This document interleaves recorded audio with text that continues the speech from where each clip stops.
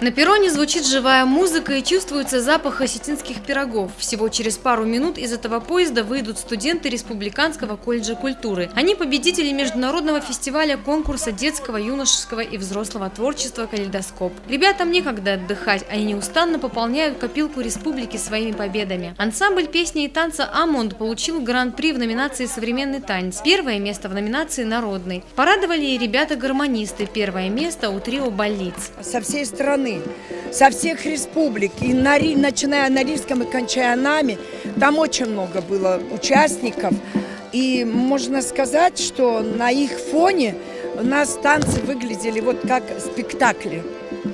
У нас философские танцы были. Около 60 коллективов со всей страны съехались в Туапсе, чтобы сразиться в искусстве танца и игре на музыкальных инструментах. В одном из ключевых номеров программы «Узники Освенцима» должны были быть задействованы ветераны. Для этого пришлось обратиться за помощью в Совет ветеранов Туапсе, но ребятам удалось справиться с задачей. Мы были готовы, мы были настроены на победу, и результат не заставил себя долго ждать. С таким руководителем, как Лариса Каспалатовна, которая постоянно провоцирует тебя на какие-то новые проекты, на какие-то новые свершения, которая не дает мне покоя ни днем, ни ночью, звонит: Валера, давай вот так, а давай вот так.